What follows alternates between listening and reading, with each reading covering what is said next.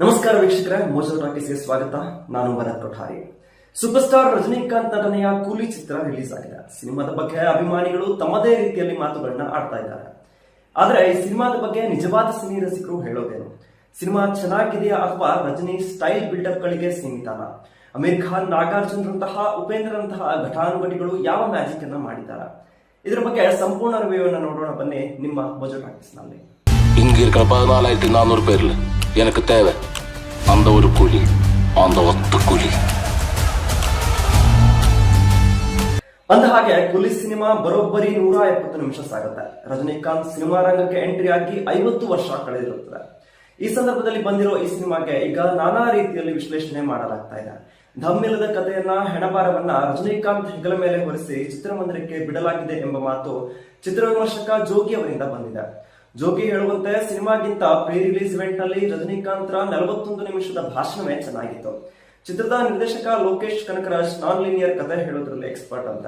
ಅಂದ್ರೆ ಒಂದು ಕಥೆಯನ್ನ ಹಿಂದೆ ಮುಂದೆ ಮಾಡಿ ಒಂದು ವೇಳೆಯನ್ನ ಹಲವು ಆಯಾಮದಲ್ಲಿ ತಿಳಿಸಿ ಬಳಿಕ ಹಿಂದಾದ ಘಟನೆಯನ್ನ ನೆನಪಿಸಿ ಸಿನಿಮಾವನ್ನ ಕೊಂಡೊಯ್ಯೋದು.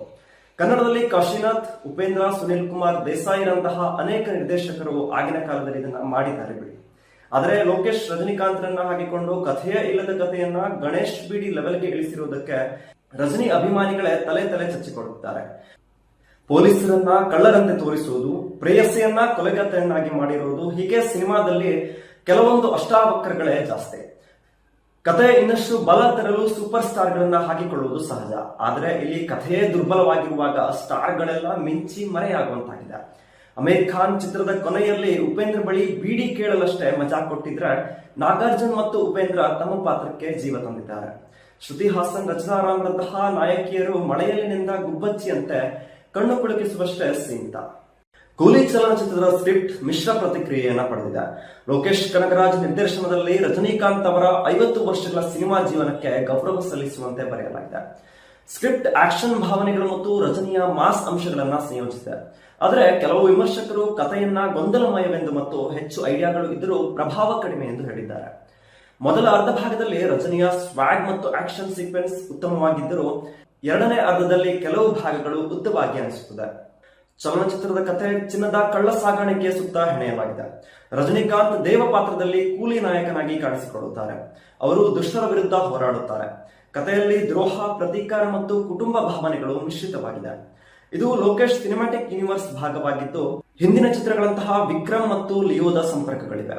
ಕಥೆಯಲ್ಲಿ ಸೌಬಿನ್ ಶಾಹಿರ್ ಮತ್ತು ನಾಗಾರ್ಜುನರಂತಹ ಪಾತ್ರಗಳು ಮುಖ್ಯವಾಗಿದೆ. ಆದರೆ ಕೆಲವು ಭಾಗಗಳು ಕ್ಲಿಷ್ಟಕರವೆಂದು ವಿಮರ್ಶೆಯಾಗಿದೆ. ಸಂಗೀತವನ್ನ ಅನಿರುದ್ಧ್ ರವಿಚಂದರ್ ಸಂಯೋಜಿಸಿದ್ದಾರೆ ಮತ್ತು ಬ್ಯಾಕ್ಗ್ರೌಂಡ್ ಮ್ಯೂಸಿಕ್ ಅದ್ಭುತವಾಗಿದ್ದು ಆಕ್ಷನ್ ಸೀಕ್ವೆನ್ಸ್ ಗಳು ಉತ್ತೇಜಿಸುತ್ತದೆ. ತಾಂತ್ರಿಕ ಅಂಶಗಳು ಉನ್ನತ ಮಟ್ಟದ್ದಾಗಿದ್ದು ಸಿನಿಮಾಟೋಗ್ರಫಿ, ಆಕ್ಷನ್ ಕೊರಿಯೋಗ್ರಫಿ ಮತ್ತು ವಿಶೇಷ ಪರಿಣಾಮಗಳು ಉತ್ತಮವಾಗಿದೆ.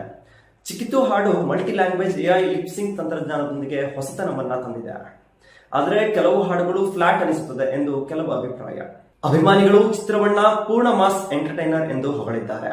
ರಜನಿಯ ಸ್ವಾಗ್ ಮತ್ತು ಫ್ಯಾನ್ ಸರ್ವಿಸ್ ಅಂಶಗಳು ಅಭಿಮಾನಿಗಳನ್ನ ರೋಮಾಂಚನಗೊಳಿಸಿದೆ. ಟ್ವಿಟರ್ನಲ್ಲಿ ಪ್ಯೂರ್ ಫೆಸ್ಟಿವಲ್ ವೈಬ್ ಎಂದು ಹೇಳಲಾಗಿದ್ದು, ಥಿಯೇಟರ್ಗಳಲ್ಲಿ ನೃತ್ಯ, ಪಟಾಕಿ, ಹಾಲು ಅಭಿಷೇಕಗಳು ನಡೆದಿದೆ. ಎರಡನೇ ಅರ್ಧದ ಮೆಗಾ ಫೈಟ್ ಸೀಕ್ವೆನ್ಸ್ ಮತ್ತು BGM ಅಭಿಮಾನಿಗಳ ಮೆಚ್ಚುಗೆ ಪಡೆದಿದೆ. ಕೆಲವು ಅಭಿಮಾನಿಗಳು ಕಥೆಯನ್ನ ಬಿಗಿಯಾಗಿ ಮಾಡಬಹುದು ಎಂದು ಹೇಳಿದ್ದಾರೆ.